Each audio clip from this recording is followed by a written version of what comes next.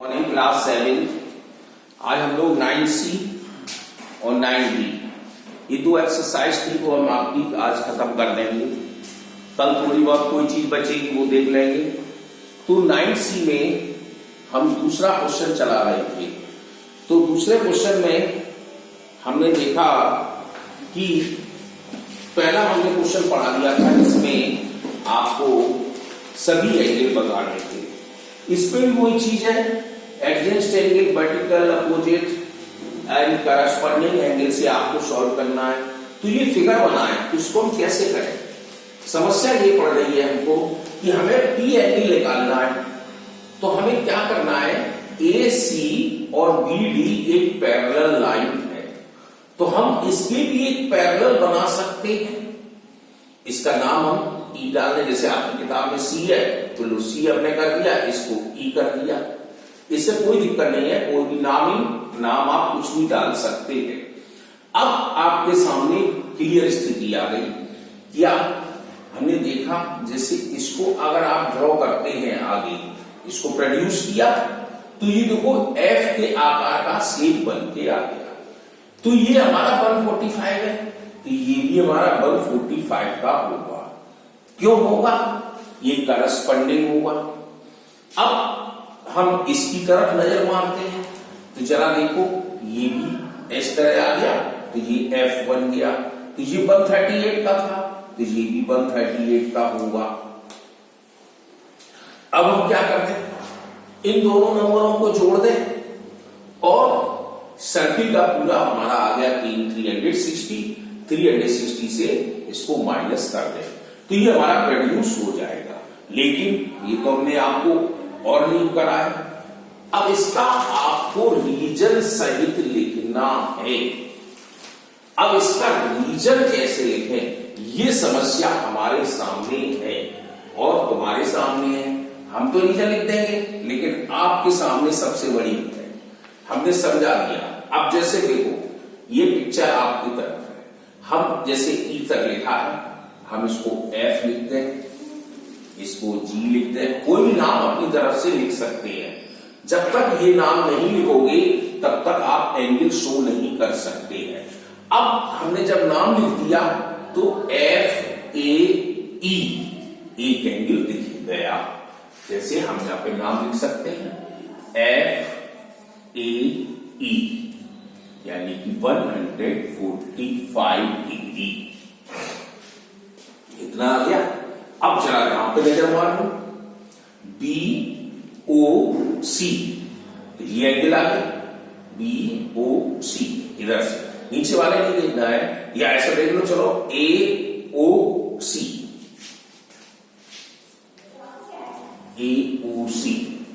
ये निकालना है पहले। तो हमें इसका रीजन क्या है, अब देखो यहां पे लिखेंगे angle AOC and angle FAE। अब रीजन सबसे बड़ा, हाँ, तो रीजन क्या देखना था कि ये देखो एक्सटीरियर है, ये हमारा इंटीरियर है, तो ये उल्टा F है, तो मीन्स या हम इधर जब देखेंगे तो ये अंदर की तरफ है, ये बाहर की तरफ है। तो एक अंदर एक बाहर अगर होता है तो कॉरस्पॉन्डिंग कहलाता है। कॉरस्पॉन्डिंग की मुख्य पहचान यही है कि F बना रहा हूं, टेढ़ा मेढ़ा बनेगा, लेकिन एक बाहर है तो एक अंदर है। तो हम यहां पर लिख देंगे इसका रीजन में कॉरस्पॉन्डिंग एंगल।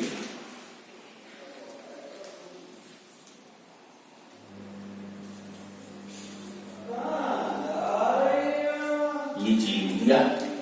अब कॉरस्पॉन्डिंग हो गया तो इसका मतलब ये दोनों इक्वल हो गए, तो हम लिख देंगे AOC equal to angle FAE।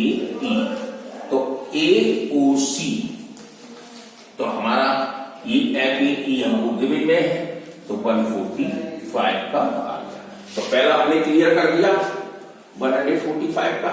अब जरा इधर भी देखें तो गिवन में हमें क्या क्या दिया है, देखो एंगल G हमने नया नाम लिखा है GBD दिया गया है, GBD 138 डिग्री।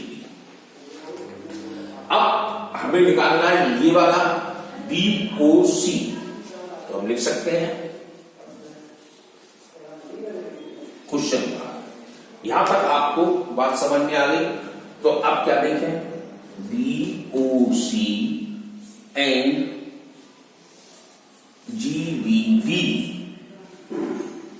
यानी मतलब क्या है, BOC और GBD ये दोनों एंगल आ गए। तो ये दोनों एंगलों में रिलेशन क्या था, इसमें भी कॉरस्पॉन्डिंग, क्योंकि देखो ये बाहर है ये अंदर है, तो यहां भी रीजन लिख दो।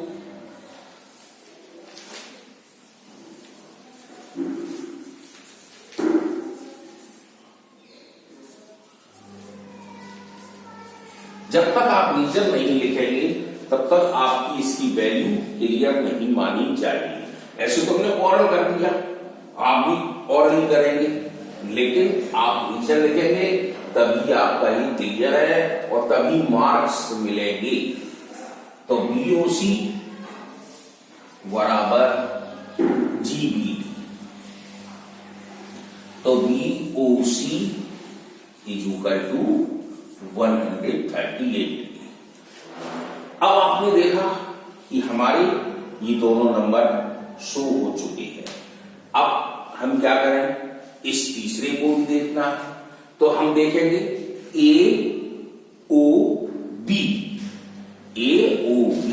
ये वाला, और हमारा ये AOC और ये हमारा BOC, इन तीनों को जोड़ रहे हैं हम, तो 360 डिग्री के है। तो अब इसमें भी एक रीजन है। इसमें रीजन क्या है कि ये तीनों को जब जोड़ेगा तो कंप्लीट एंगल की तरफ इशारा कर रहा है। जैसे देखो,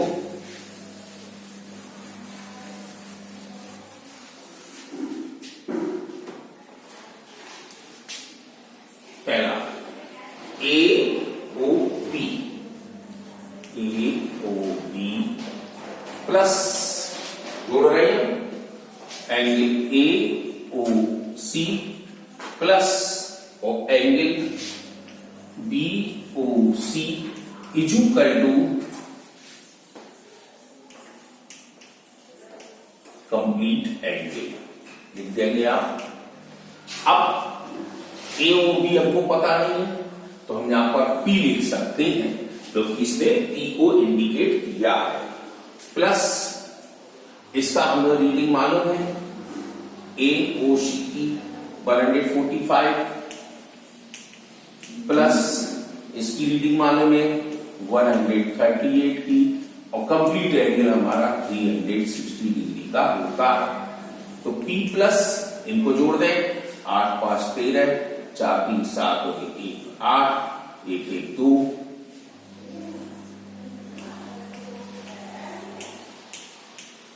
अब P ये माइनस हो रहा है, 360 minus 283 is equal to 10 minus 7, अब 5 15 माइनस 8 7, तो 77 डिग्री का आ गया आपके सामने। ये आंसर आपका 77 का है।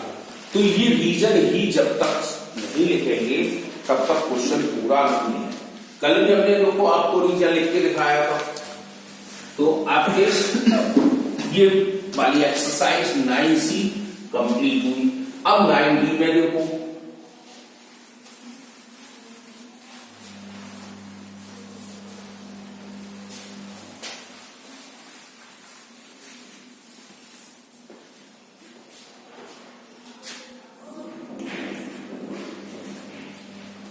में क्या कहता है, इसके लिए भी देखना है कि find each the angle of figure giving reason. अब इसने रीजन देने का शुरू क्या किया है। जैसे देखो पहला पिक्चर हम बना रहे हैं,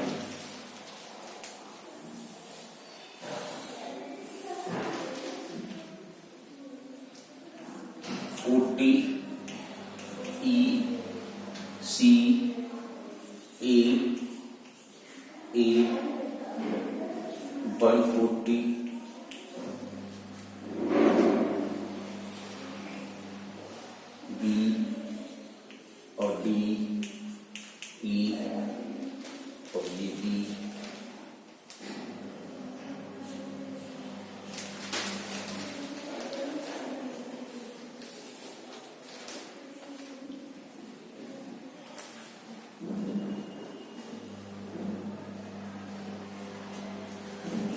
हाँ जी, ये आपका पहला फिगर बना।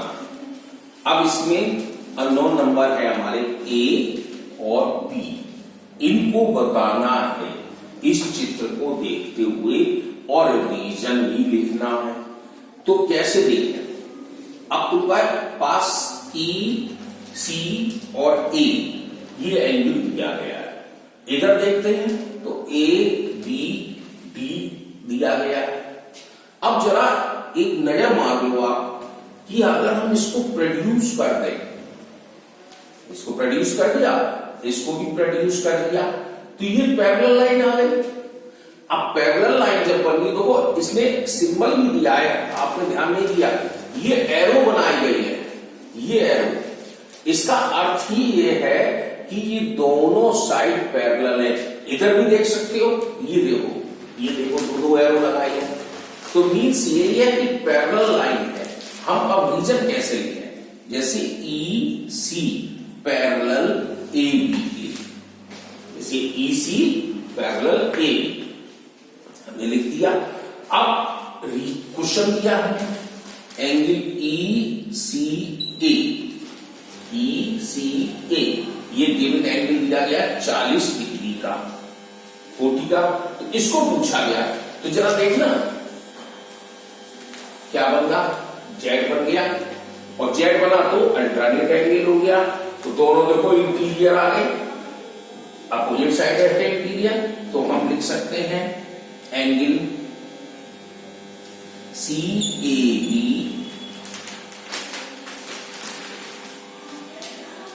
एंगल ई सी ए, यानी कि हमने लिखा सी ए बी या बी ए सी, आप कुछ भी लिख सकते हो, बी ए सी लिख लो, जो चाहे, बी ए सी और ए सी बी या ई सी ए, ये चीज दी गई है। तो दोनों हमारे क्या है, ये अल्टरनेट एंगल है।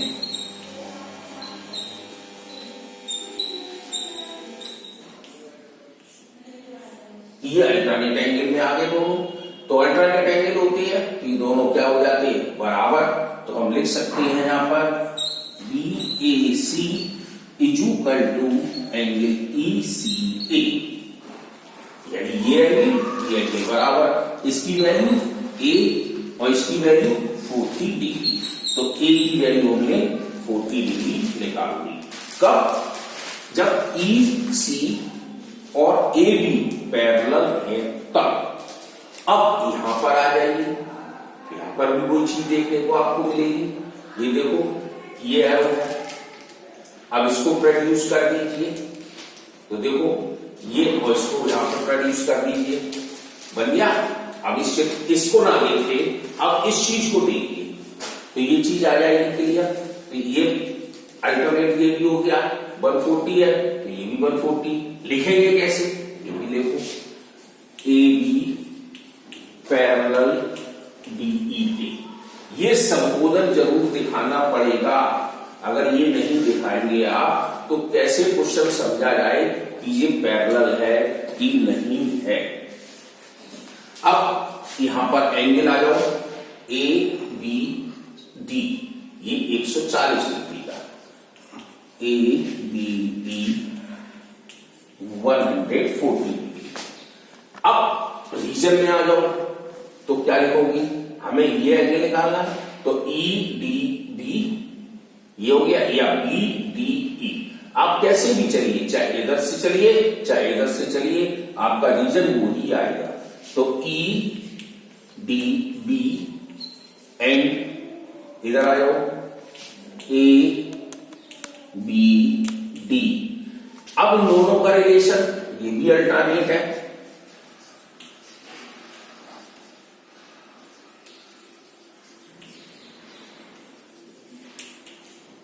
Alternate angle. अब आ जाइए एंगल ई डी बी बराबर एंगल ए बी डी के, इसकी वैल्यू बी है ये वाली।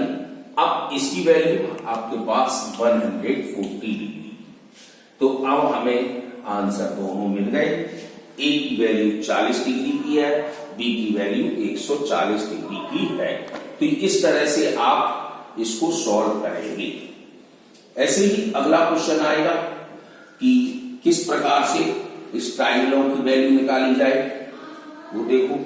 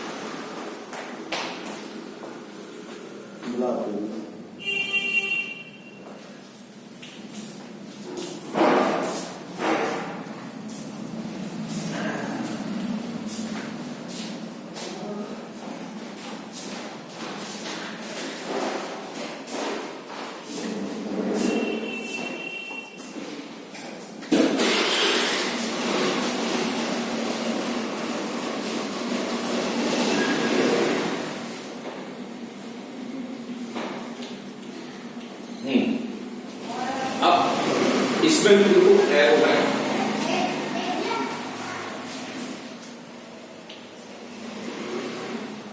अब उस ट्रायंगल में है ए और बी, पूछा जा रहा है कि अननोन नंबर ए है और बी है, तो ये कितने डिग्री के होंगे। तो इसको भी हमें निकालना है। तो क्या देखना है कि वो रीजन लिखने हैं, जैसे देखो एरो एरो ये दोनों बने हैं, इसका मतलब A B parallel C D के है। तो हम लिखेंगे A B parallel C D. अब जरा चेक करें कि ए ओ यानी ए ओ सी या सी ओ ए, ये हमारा 50 डिग्री का आ गया। तो ये चीज देखनी है। तो ओ ए बी, तो हमारी रीजन क्या बना, ये चीज बनाई देखो। अब जेड आ गया सामने, तो जब जेड आ गया इसका मतलब अल्टरनेट एंगल हो गया। तो हम लिख सकते हैं angle C O A 50 degree, तो angle B A O and angle C O A, ये भी अल्टरनेट में पहुंच गया। जब अल्टरनेट में पहुंच गया तो ये 50 डिग्री का ये भी आ जाएगा जैसा पहले लिखा था। ऐसे ही इस पर देखोगे, इस पर उल्टा जेड देखो, ये उल्टा जेड अपन गया अब आपके सामने। तो मीन्स क्या है, ये 40 का है, ये भी 40 का। क्यों? क्योंकि देखो ए बी ओ ये 40 डिग्री आया है। इधर से देखते हैं तो डी ओ बी, ये चीज निकालना है। तो ये अल्टरनेट आप इसी तरह से लिखते चले जाए। तो इस एक्सरसाइज में ये आप सब अल्टरनेट एंगल बना के लिख सकते हैं।